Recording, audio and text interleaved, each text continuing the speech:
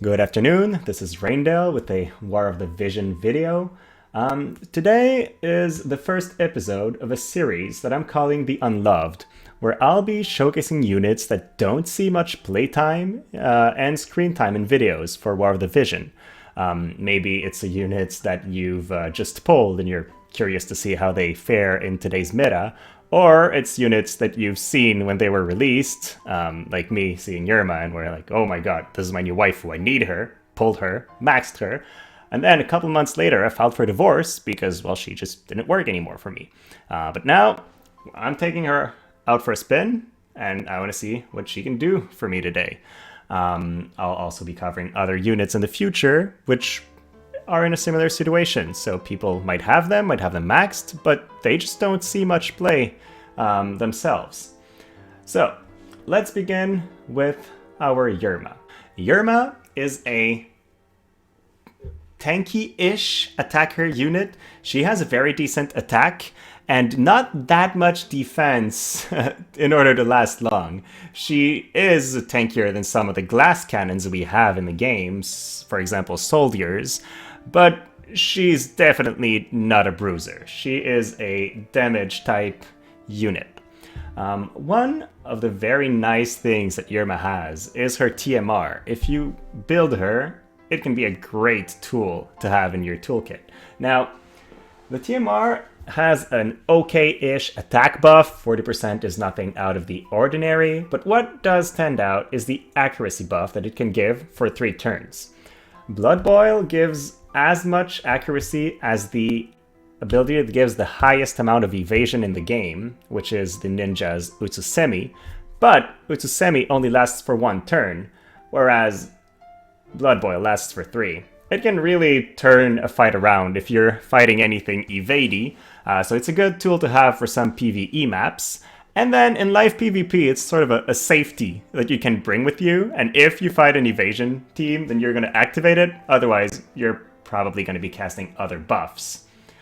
Let's talk about the unit herself. Yerma has something very unique for her master ability, which is the increased critical damage 15 for self. That means that when she lands a crit, instead of doing 125% her normal damage, which is what the normal crit multiplier is, she's going to do 140%. Which means that her crits hit surprisingly hard. Like when you hover on a unit and you know you're gonna... it shows the normal attack damage, but then if you land a crit, you actually do a lot more than what you're expecting. So that's a good thing. Now, her resistances, on the other end, are pretty bad. We have a negative piercing resist, negative magic resistance, 25, which is pretty intense. A nice little 10% resistance to missile, which we can use in our favor, and then a really good resistance to disable, which is one of the worst status ailments that you can get in this game. So that part is pretty positive. Overall, though, you're not going to run her for her resistances. That is not one of her strengths. So let's talk about her passive abilities next. Yerma has a couple pretty good passive abilities. Viking Lore is good, 12% HP, 24% attack is just nice to have. She can also buff her own missile resistance. An extra 15% means that she's going to have 25. So enough to start working on resistances build if we want to go that route. And then Thief Lore, when she was released, she was one of the only units with the ability to get to a move 4, which was really nice for an attacker unit. It's still really nice, but now quite a few units can actually get to 4, to 5, or even more than that. Any unit with a sub-dragoon can increase its movement, and there are some TMRs that do it. So it's less of a big deal now than it was on release, but it's still a nice ability. Now let's talk about the counter abilities. And this is where we have something really interesting that's called Fighting Spirit. Now if you look at the lore, Yerma is a lady who tries to find a man that's stronger than her. She battles the potential dates that she finds, and then beats them to a pulp. Fighting Spirit is the reason she cannot get a date, because if you equip this on her, she goes berserk when she gets hit, you lose control of the unit, she stops using abilities, and just auto-attacks. Honestly, being berserk is not an advantage. and the healing is insignificant. I do not see any scenario in which you want to equip this over the alternative Sword Guard, which is a great ability. Gives you a chance to reduce any source of damage you take by 30%, which on an attacker is really nice because it can be the difference between tanking 2 hits or 3 hits, or even 4 in some scenarios. So it's a huge deal to have Sword Guard on, and you never want to use Fighting Spirit. It's just bad. Now, let's talk about Yerma's Limit Burst. And I would say if there is one reason to build Yerma, it's her Limit Burst. It is incredible. It's going to hit harder than the average Limit Burst. Usually Limit Bursts have modifiers that are between 165 and 200. She has 175 to 210, so a little bit harder than the average Limit Burst, but the reason to use it is to reduce the enemy's attack resistance by 38% for 3 turns. That means that any single target attack they receive is going to do 38% more damage, and then increase her own resistance to single target for 38. It requires 43 AP though, so it's only going to be used if she has Xyza's Bells on, or if she's had quite a few turns to buff. So you really need to plan around it if you want to use it, but in raids, it can be great, and then in PvP it can also be pretty useful if you manage to land it, because it makes you tankier, makes the enemy weaker. Nothing much to say, it's just very, very strong. So aside from that, what does Yerma have in her kit? Well, she has the Viking main job, and it has a couple interesting abilities. The buff is Rebellious Spirit, which increases your defense slightly, and then your attack as well. It's a standard buff, nothing much. The increase in defense will make it possibly help you last an extra turn, but 10 is not a large amount by any means. And then 40% increase in attack is nice, but it's not going to be game-changing. What she does have in her kit that is pretty nice, however, is Killing Axe. It's a short-range ability. You'd need to be in the enemy's face to use it, and it has a small AoE because it's going to hit the 3 squares in front of her. But that move has a very high modifier of 205%, and then the Human Killer, which means against humans, it's actually a 230% modifier. That is very, very strong. Usually, if she gets to a squishy units and hits it with that, they're gone. Right above that, there is Drain Cyclone, which is interesting, the ability to heal, but usually the AI in Arena will not use that because it has the option to do Killing Axe, so it won't choose the option with the low amount of damage. And then there's also Full-Bodied Blow, which I don't like that much because the casting time means that generally you're not going to use it. But a 270% modifier. If you can land it, it's the hardest hitting ability in the game, comparable to Flare. So that's it for her main job. And for her sub job, Yerma is really limited by the fact that her best attacking ability is in her sub job, and that's Launch. Launch has a 165% modifier, which is pretty good, on a 16 AP cost, which is rather low. That's a 3 square range, so it's her furthest range ability. And it has an increased chance of landing critical hits. Now, if you remember, Yerma deals extra damage when she crits, so you really want to be using this to give her one strong ranged option. That way, basically, the way she's going to work is she's going to buff herself, move forward, throw Launch, or if you have Xyza's Bells, throw her Limit Break, and then get in melee range and use Killing Axe. Without that, she sort of doesn't have a move to use in the middle, and she's stuck just buffing for another turn. So what about her sub-jobs? Well, the Thief sub-job is really nice for raids, because it has Steal Time. But aside from that, what you get is, range attack that has less damage than Launch and costs more AP. So it's not really used for Arena or anything aside from raid.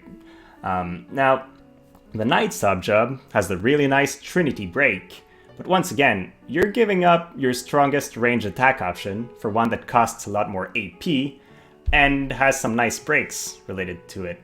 But honestly, if you want to run Yerma, you want to run her to kill squishy targets, and she needs lunch to do that. So she's going to be on the Viking sub job. So looking at her kit, what is Yerma good for? Well, Yerma is great for killing squishy targets. Why squishy targets? Well, she has no means of ignoring the enemy's defense. That means if you're fighting an enemy with a defense of 50, like we often see in Arena, someone using Golem and then a really nice armor, you're not going to hit them that hard, especially if they can buff their own defense or use barriers. So she has really high modifiers on her moves. She has a nice attack, but since she can't ignore defense, she cannot really attack tanky characters. She has to go for squishies. Now, she also has a very decent missile resistance, so she can go after missile units. That's nice, because missile units are squishy in general. So I would say her one specialty is killing gunners. That's really what Yerma's strong against. It's gunner units, reaching them, because she just resists their attacks on the way. She has move of 4, so she can get there rather quickly. And then when she's there, she's just going to killing axe them and cut them in half. So that's what Yerma does. What about the future, however? With the EX job release, Yerma is going to get a couple new moves, and for some units, EX jobs are not that great, but for Yerma, they actually solve her major problem, which is her inability to hit tanks. Let's look at the 3 moves, one after the other. So the first one is her knee break. It's a 3-square piercing attack that she has. It doesn't see much play because it has a height range of 0, so you have to be on the same height as your enemy to use it. But once she gets her EX job, it's going to be a 100% hit move. That's nice to have in your toolkit, especially in live PvP, because you don't know if you're going to fight one of those pesky evasion teams, and then having that option is cool. But I don't see it being used that much in Arena, especially since it's harder to plan around the height difference, and having a height 0 move is very hard to place. Her second move is going to be her body slam, which becomes much better because it loses the cast time. That means she has access to a single target 270% move on demand, which hits really, really hard. Once again, compared to Flare. So very, very powerful ability. But that will not work much on tanky targets because we haven't spoken about defense penetration. Now that will be her new ability. And it's very impressive. It has more range than Launch, her previous high range ability, deals the same amount of damage, but it will also break physical barriers and ignore up to 50% of the target's defense. That does not buff her ability to penetrate defense for subsequent turns. It's not a buff, it's really on this one attack. But using it a couple times in a row will probably be enough to take down tanky units. So with this, she has the ability to stand toe-to-toe to the one enemy tank that's trying to protect the gunners, for example. So it will make her much more reliable in general as a unit. So now we've talked about what she can do, what she will be able to do in the future. Let's take her out for a spin in Arena and see how it goes. Alright, so here we are in Arena. I have built a team around missile resistance and offense. Like we said, the main thing about Yerma is she can somehow resist missile attacks and she can deal a lot of damage to squishy targets. So let's take a look. We've built Yerma with 4000 HP, 902 attack, which is pretty decent, 27 defense, which means that if she uses her rebellious spirit, goes up to 37, which is enough to mitigate damage from units such as Frederica that don't have defense penetration. And then her missile resistance is all the way up to 59. We could get it higher, but that would be at the cost of offensive power, and we want to make sure that when we do get to the gunners, we kill them as quickly as possible. Now, supporting her will be Halloween Little Leela, mainly because she has a Trustmaster ability that increases Yerma's survivability and attack, And then because she has really long range attacks and heals, so she'll be standing out of barrage range, way behind Yerma, which is what we want her to do. Now finally we have Victoria, and the reason we're bringing her into the team is because she also has a high innate missile resistance, so with the vision cards that we're running, she's at 42%. And then since she has a high jump in our current map, which has a lot of height difference, she will be attacking on tempo with Yerma, and they'll be attacking together, which will be to our advantage, hopefully. So this is what the team looks like. Alright, so I went ahead and found a team which has one tank. We'll be able to see how Yerma fares against a tankier character. In theory, she won't be able to hit him that hard. And then two gunners, which will do what they do, but she should be able to fight them very well if she can get past Warrior of Light. So let's begin. Alright, first thing that's going to happen is the enemy team actually starts, which is means they have a very high agility. We're not really scared of them having a high agility. Our team is still pretty fast by itself. We're running these as spells on Yerma because if we want to showcase her full power, we kind of have to. So let's see. They're moving their Warrior of Light forward with Quicken, and he's buffing his hate, which means that he'll be the one that we attack for a while. And now, obviously, Frederica is running Revitalize, so she can keep casting really nice barrage and hitting everyone on our team. Okay, so first hit, Warrior of Light, 1200 damage. Not great, not very poor. And now Halloween Little Leela is coming into suicide range where Frederica can just hit her. So that's not great. But nobody's dead yet, so yeah, no, there we go. So that was not the greatest start. But we can see Killing Axe, which immediately murders Frederica. That's useful. She's doing her job. Now, it takes them a lot of hits before taking down Victoria, but they do get there. And now I'm scared because Yerma cannot hit tanks very well, so it'll take her a long time before she can take Warrior of Light down. Especially if her attack is reduced.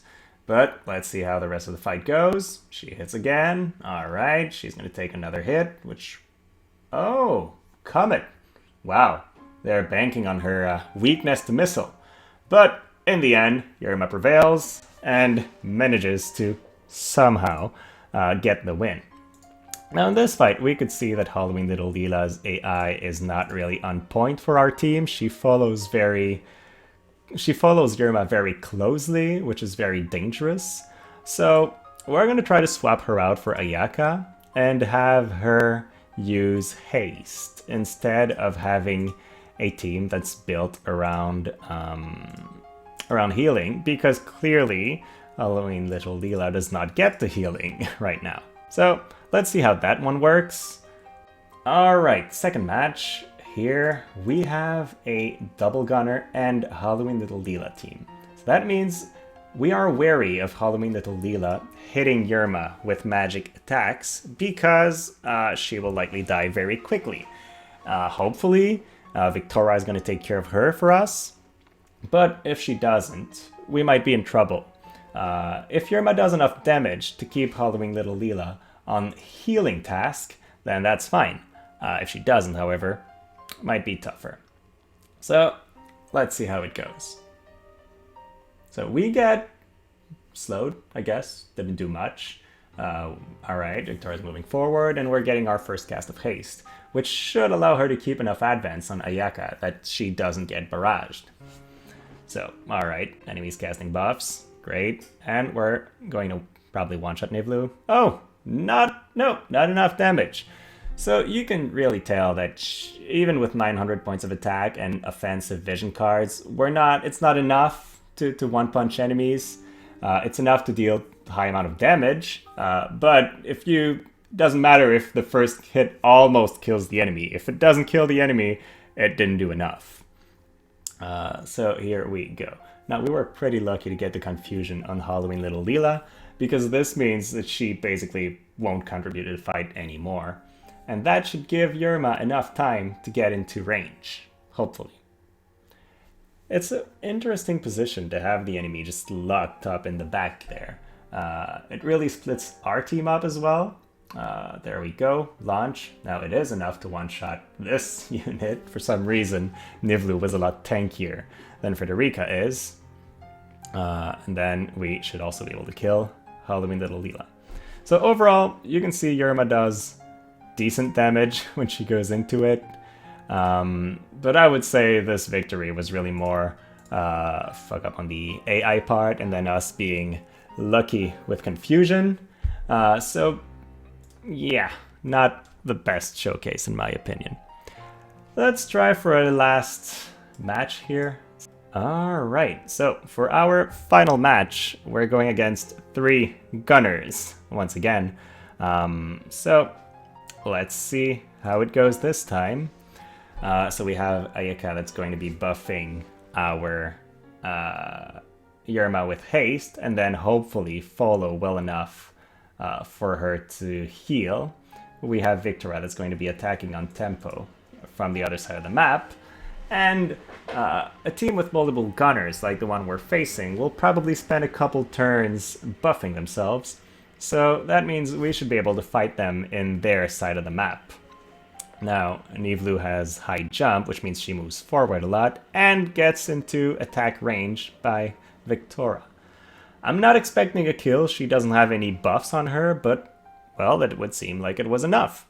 Now, Yerma buffs her defense, getting her to around 40, which means that she's not going to get hit that hard, aside from by Lucia, which ignores part of the defense, but we still have a 60 resistance. So you can tell 2 very powerful attacks still didn't do that much on Yerma, so she is really resistant to missile. So now she can move in range to attack, and a reflex, the pleasure of hunting gunner teams. Now they're going to switch target because they can, and gunners are not going to hit Yerma with her 60% resistance in priority. We're not running Vow of Love or any kind of hate generation, so they're going to switch targets like this, which is fine. Now, we can kill Frederica, great, and we can basic attack Lucia for half her health, and then, well, it's probably just going to be clean up with Yerma. There we go. So, she tanked some very powerful attacks before the enemy team before they got to the enemy team, which means that she did her job of tanking gunners and taking them out. This was a pretty good showcase of how Yerma can be used against gunner teams. So, that's pretty much what I had to say. I think Yerma is a very interesting unit. She has a couple things in her kits that make her unique, but her kit is rather outdated, and with all the kind of defensive equipment that we have now, even gunners, even squishy units have around 20 points of defense, and when Yerma was released, that was not the case. Even the golden armor had not gotten an event yet to be farmed, so people did not run as powerful tanky teams as they do now. So she was actually hitting very hard back then, but now, as you could see, we had trouble one-shotting gunners sometimes, and we were using very high offense vision cards. So she's not that great, but she does have a couple very fun things. And yeah, so thank you very much for watching today's video. I'll be working on other units for these features, so let me know which other unit you'd like me to cover with this. And then yeah, please like and subscribe if you'd like to see more videos. Have a great rest of your day, and thank you again.